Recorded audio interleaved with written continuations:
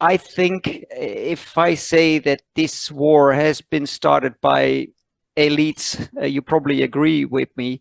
There is something I don't understand. There seems to be, and you said that several times, we have severely underestimated the Russians, I think.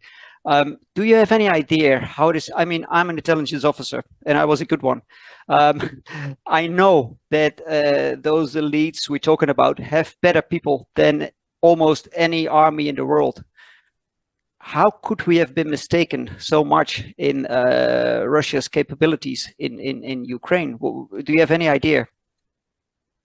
I think it's fair to say that every major crisis or conflict in the history of the United States usually begins in the same way, with amnesia. You have people that categorically dismiss the importance of systematically studying the region where you're going to operate, understanding the potential opponent. There is no interest in other people's interests. Yeah, Washington and the globalist community that is in Europe, ruling today in Germany and France and other places, doesn't care about interests. They are pursuing what they think is an ideological objective: to bring down this Russian state that will not open its borders, that will not abandon its national identity, and essentially prostrate itself before the West, be part of our financial hegemony as well as our military hegemony. Yep. That's the easiest way to think of it. Now,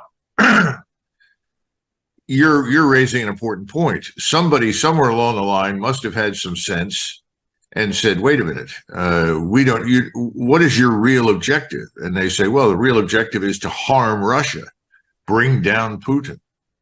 Well, it reminds me of Anthony Eden in 1956 during the Suez Crisis.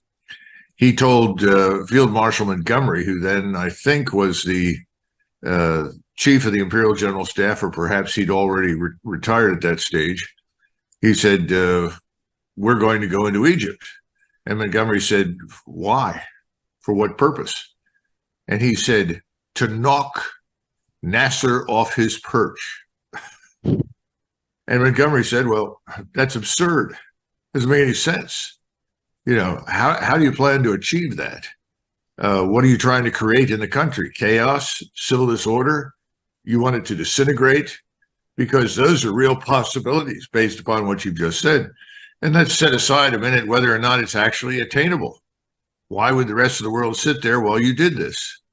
Obviously it fell on deaf ears. Anthony Eden pressed ahead. They went into the Suez, and what happened? Disaster. Disaster. Yep. The whole thing was a mess. They weren't prepared. They didn't understand what they were dealing with. In that case, they grossly overestimated the Egyptians, but they failed to prepare the groundwork. They didn't have a plan. They didn't know what the specific objectives were other than we want to get rid of Nasser. Well, we're in the same position now. And of course, Anthony Eden was reliving, his views of Hitler in the 1930s, which had absolutely nothing to do with Nasser or the Suez. We are similarly inclined today to see Putin as a Stalinist figure. The Russian army is another Soviet imitation. It's all wrong. It makes no sense. True. But I think behind all of it, there are a group of very wealthy people. You in the East, you call them oligarchs. We can talk about hedge fund billionaires. They have an interest in getting access to Russia's enormous resources. Yep. So whatever they can do to bring down the regime and fragment the country is, in their estimation, monetarily rewarding. Now, that's a sick notion in my judgment. Yep. But I think that's also played a role in all of this. And then remember, we Americans don't pay much attention to what happens overseas. Unless you kill 1,000 of us on a particular day somewhere beyond America's borders, Americans don't pay attention. Okay. And this has been the problem for 60 years. It's disastrous. It's true.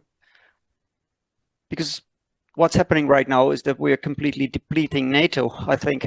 And as you mentioned in various interviews, I mean, how much breath do we still have being NATO to continue this? I don't think there's much left. If you go back to an interview that I did with Dimitri Simes in January, actually, I think it was his co-host George Beebe, former CIA officer. It was in January before this whole thing got started, and they were asking people to make predictions. Well, one of my predictions, like so many others, was wrong. And that was, I said the Russians absolutely go in. I was correct.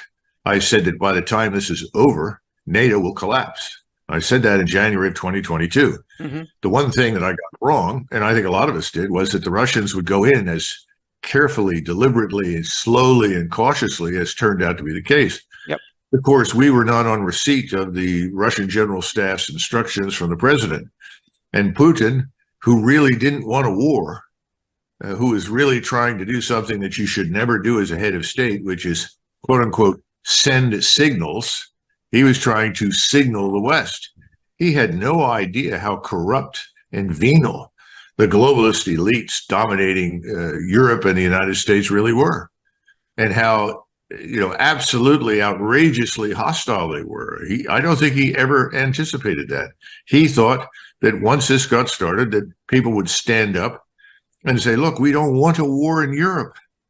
I remember when I was an officer in the 1990s, the 1980s, but specifically in the 90s, and then along came the Kosovo Air Campaign, and I stood around talking to some of your colleagues in the Dutch Armed Forces, as well as the Germans and the French and others, and they all said privately, we thought NATO existed to prevent the outbreak of another war in Europe, not start one. Yep. Well, welcome to reality. This is from the beginning been engineered by Washington with support from London and Paris. And the Europeans are going to pay a terrible price. The sooner they wake up to this reality, and frankly, I think throw us out, the better off they will be. But that's an issue for them to resolve. But the point is that you probably saw it at the beginning. I saw it at the beginning that Putin went in a way that was not as expected. I mean, I knew that he could roll over Ukraine within 5 seconds. I'm exaggerating, but I mean, it wouldn't have been difficult for him. Yeah.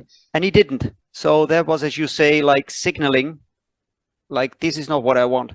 And we didn't react. We reacted in an opposite way. Boris Johnson even blocked a peace offering that could have been on the table, etc., etc. Then we started to send arms, which we are sending completely in vain because the Ukrainians are getting massacred. I mean, your estimate is like 350,000 to even 400,000 dead, and there are even higher estimates. Then we have to calculate with the wounded people. I mean, I think close to 1 million Ukrainian fighting age people are now out of the battlefield. It's incredible. We're getting... And the thing that's so disturbing to me is that no one seems to care. I know that no one in Washington cares whatsoever. Now, I grew up with Ukrainians in North Philadelphia, and I loved them. I thought they were great people. Yep. I also grew up with some Poles and Lithuanians and others. I was the odd man out because I didn't fit into any of those categories. But that's one of the reasons that I ultimately went to Europe to study in Germany. I was so enthralled by the people that I met, and they were equally enthralled with the Germans. Yep. And then I became interested because, of course, at the time we were facing the Russians. So, I was trying from the very beginning to understand all of these individuals and all of these people. I'm not sure I ever completely grasped it, but I can tell you one thing with absolute certainty. No one in Washington understands any of it. Well, they don't. The main point is that when I went to Afghanistan, I'm the longest serving military soldier in Afghanistan. And I served for 2 years there. And I was an intelligence officer, but I served outside the gates always. And my point was to live in the heads of our opponents. I mean, that was what I thought was my work, to try to understand them till the very smallest detail. And I tried everything I could to live in their shoes, to walk their walk and to talk their talk, and I succeeded.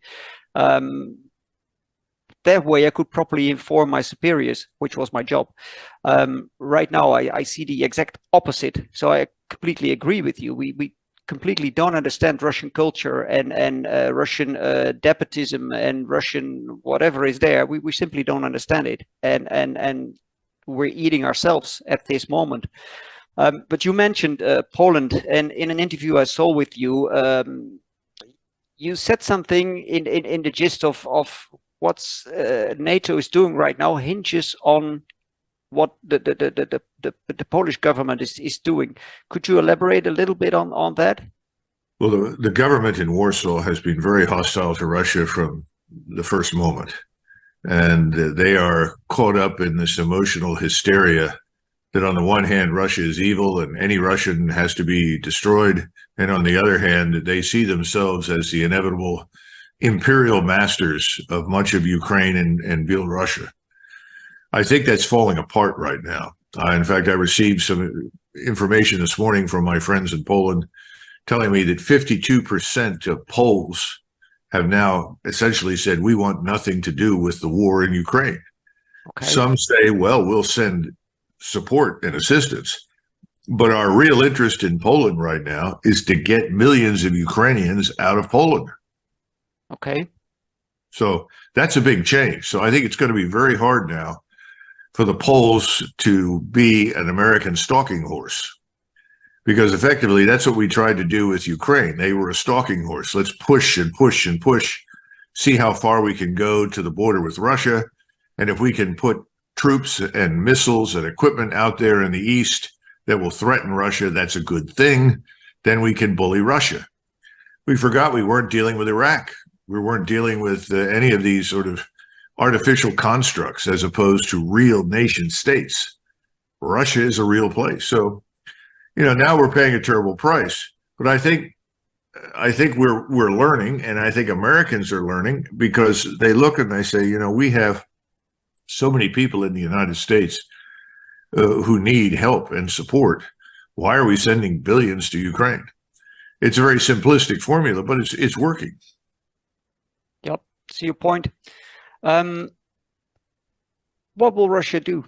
I mean, they can't. I mean, if I analyze their actions right now, they're like pushing in small ways. They're advancing their front a little bit. They dig in and they wait for the Ukrainians to come for them, and then they annihilate them. They attack with very small infantry units backed up by tanks. I think they play a very thought out game. It's not so bad what they're doing.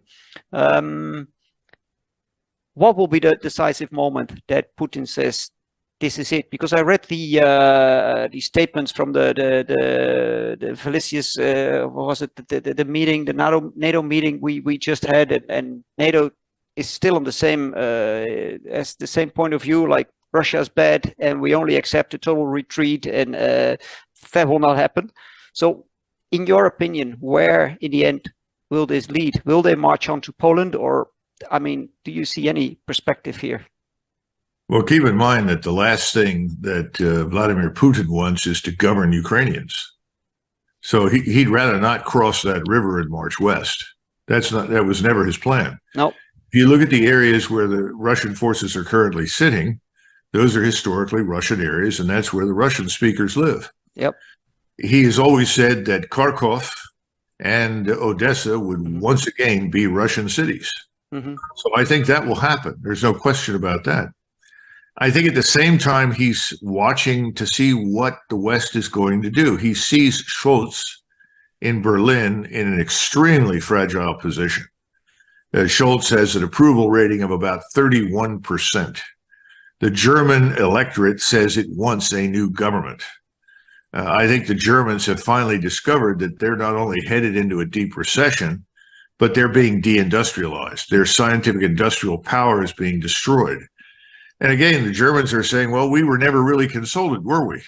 No one asked us whether or not we wanted to declare war. Instead, you had all these emotional outbursts from, this woman Baerbock, who is absurd, who refused to shake the hand of Lavrov, the Russian foreign minister. It was just childish nonsense. And all of this, Moscow's watching and saying, well, how long before Scholz is gone?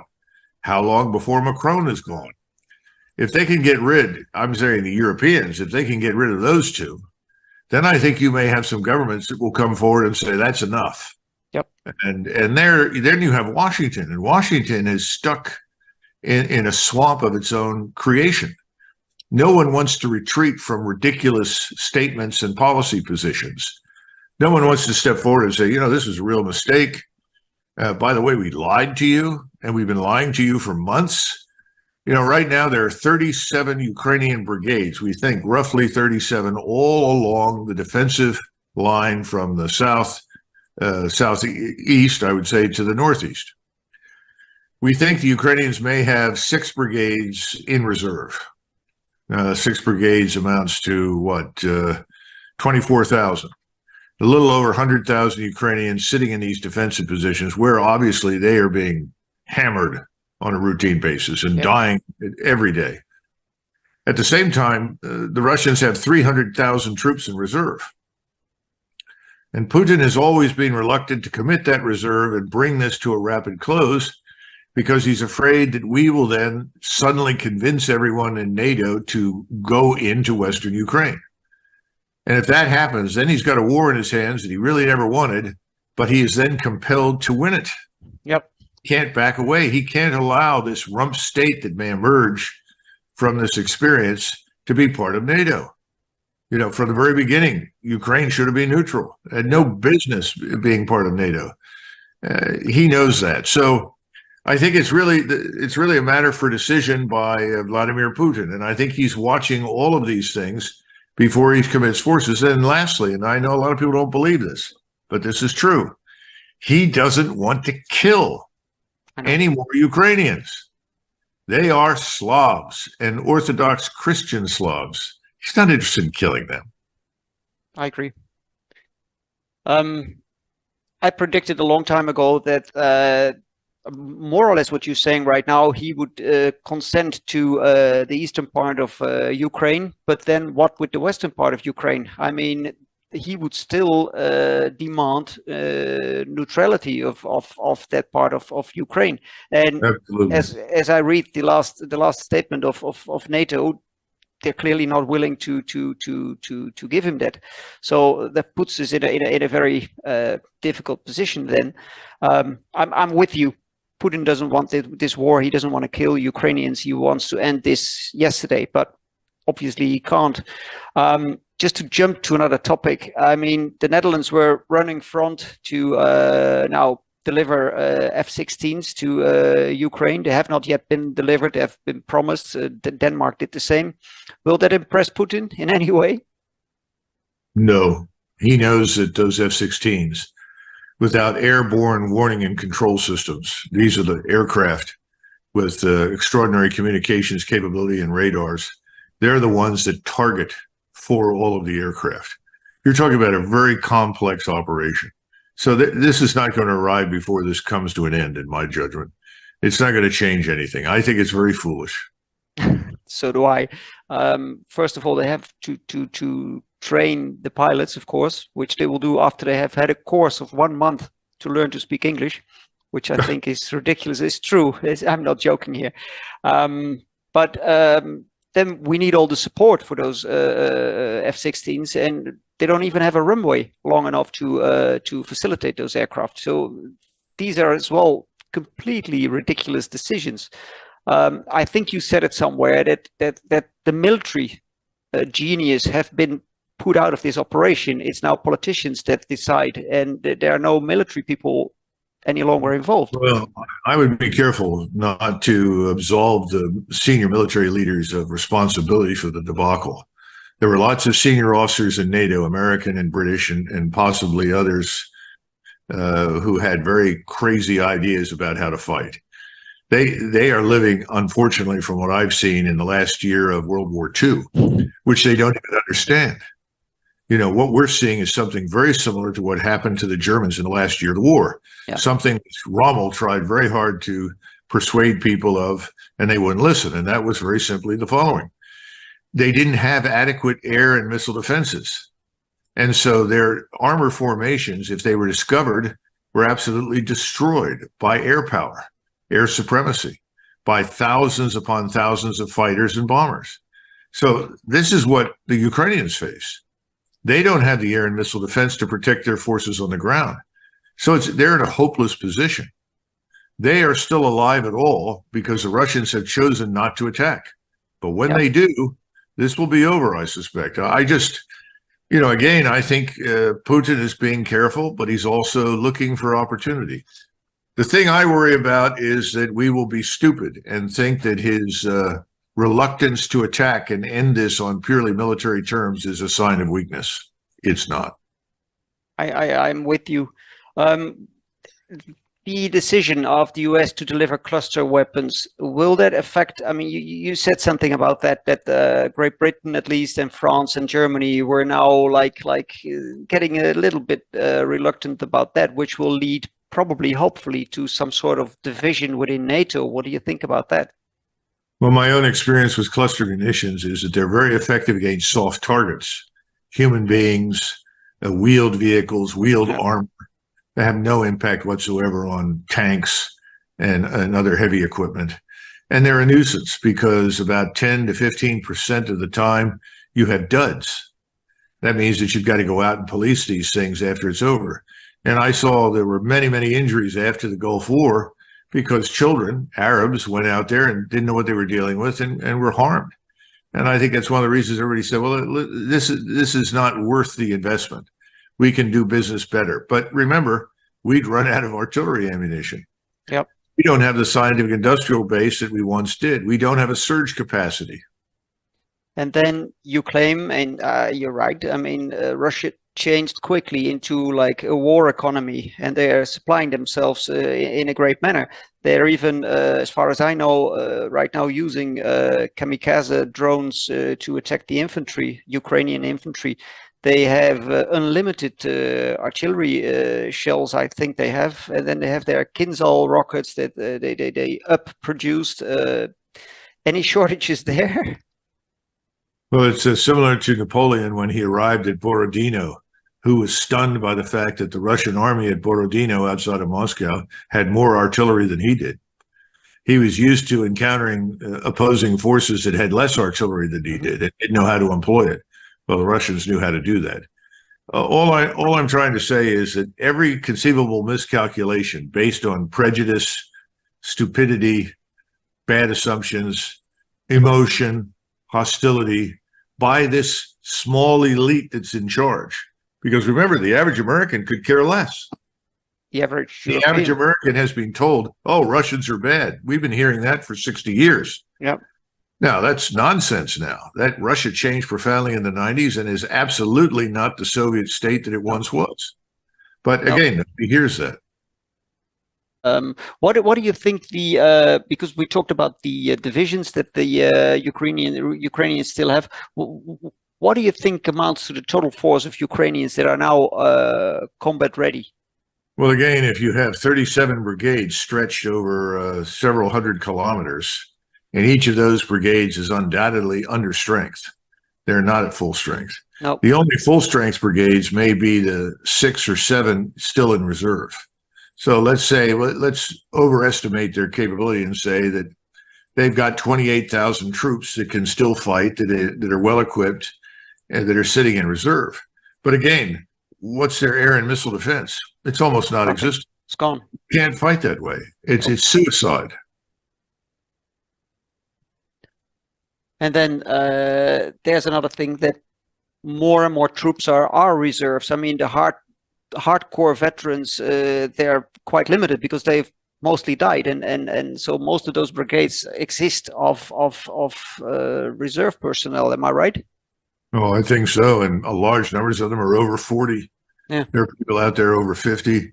And then you have the usual roundup of boys who are only 15, 16, 17. I mean, this is ridiculous. It's unnecessary.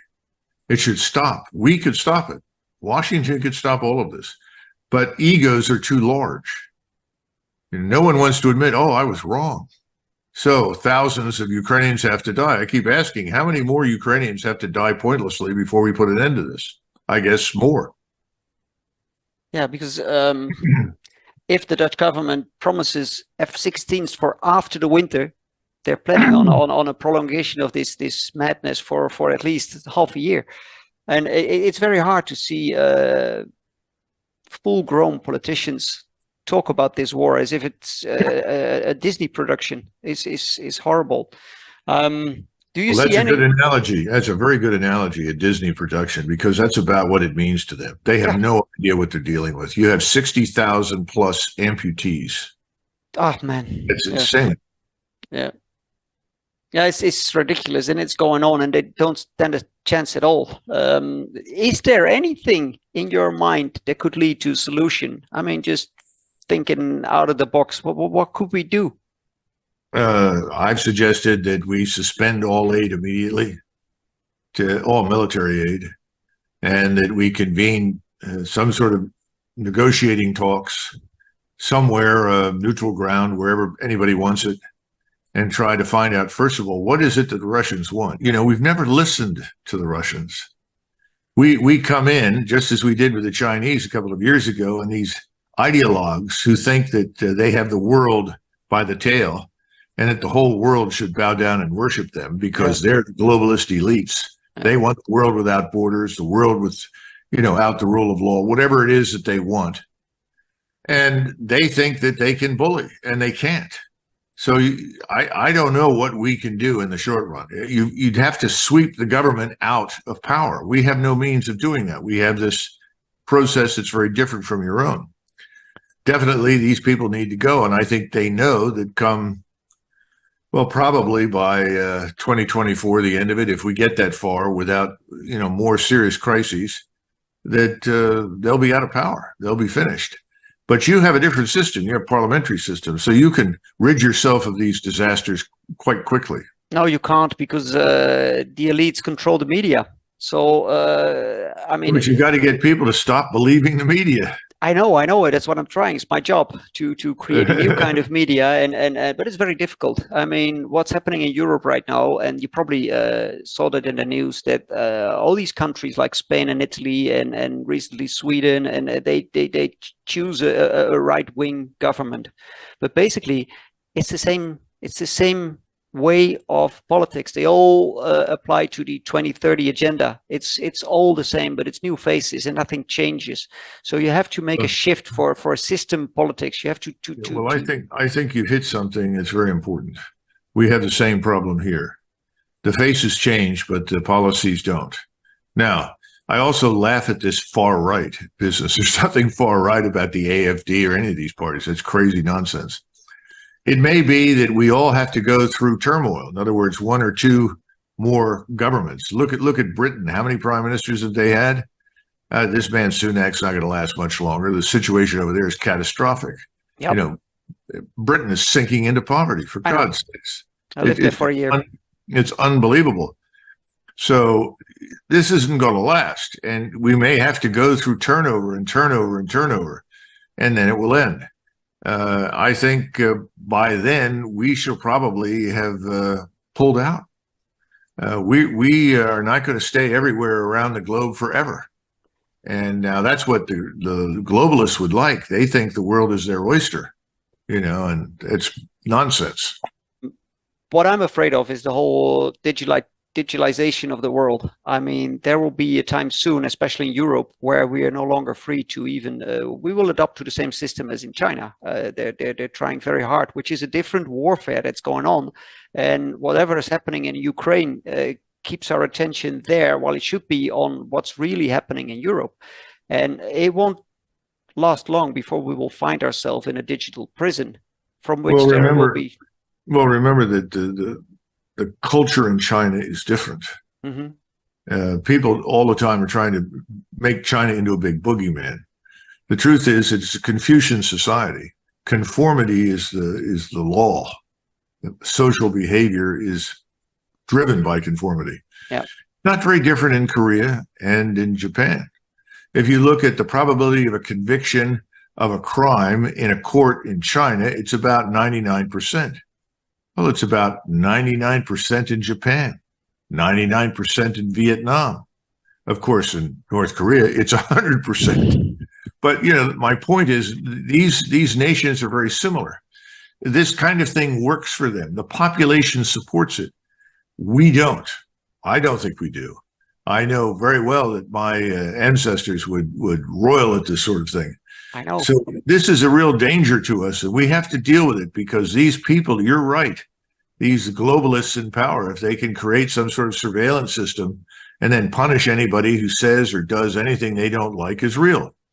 I don't think it'll work here in the United States because, frankly speaking, there are too many Americans like me who won't conform, and we're armed. That's the problem. We are not. That's the big problem. I know why you are armed. That's exactly to avoid situations like this, or the situation that's developing. But we don't have that. And I feel in Europe that people don't care any longer. So what? Then we take a digital passport. So what? We take we put the WHO in charge of our health. It doesn't matter. I mean, the fight is taken out of people. And I understand. I mean, if I see how the generation after us has been raised, I mean, we quite effectively took the spirit out of them, and that doesn't leave us much to fight with. Well, your farmers have manifested some real character and tried to divert the from this dangerous path. Yeah, but that's a misconception. I mean, they went out to protest, but right now in November they get a chance to choose, and they will choose for a certain farmer party. But this farmer party is just equal to, they support the 2030 agenda, they support the WEF. I mean, everything remains the same. And that the reason is that people don't take the time to properly inform themselves about what's happening. And we're misinformed by the media. So it's very hard. I'm like, I mean, sorry to say so, but I'm pissing into the wind.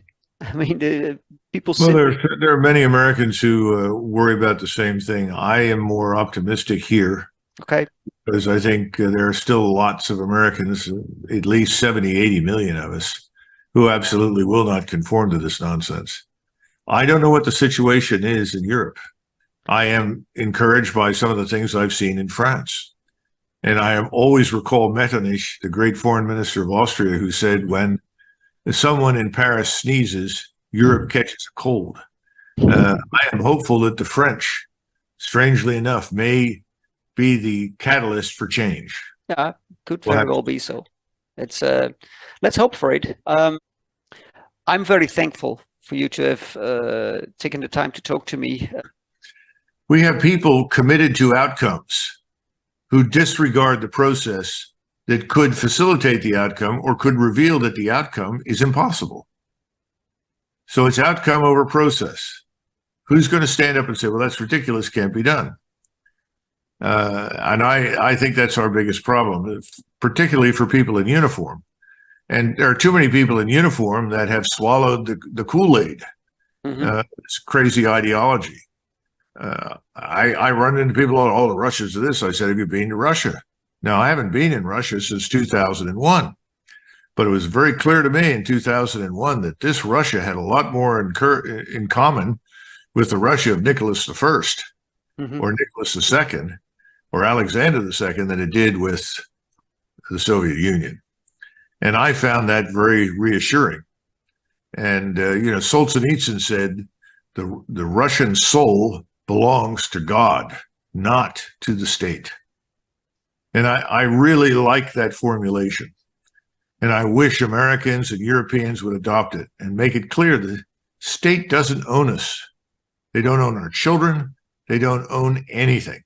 And if you put a stop to this nonsense in Russia, that's the first giant step in the direction of rationality and reason and an end to the state domination that we all live under.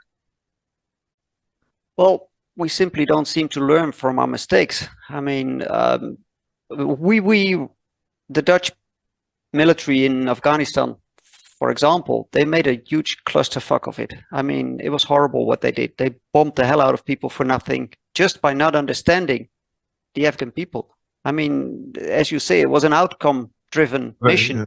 Yeah, but I think, again, that's our fault because we dragged you in and we didn't know what we were doing. It's back to the Suez crisis. Yeah. What are we trying to achieve? And you start pushing hard. One quick anecdote for you. I think it was in '68. President Lyndon Baines Johnson sent General Bradley, the 5-star from the Second World War, to Vietnam to make an assessment. Bradley came back, met him in the Oval Office and said, all right, I can't find anyone from the rank of company commander, captain, all the way up to 4-star general who knows what the hell they're doing. They haven't figured out what we're there for. Yeah. And LBJ said, well, it's impossible, General. We're there to bring freedom and all this other nonsense.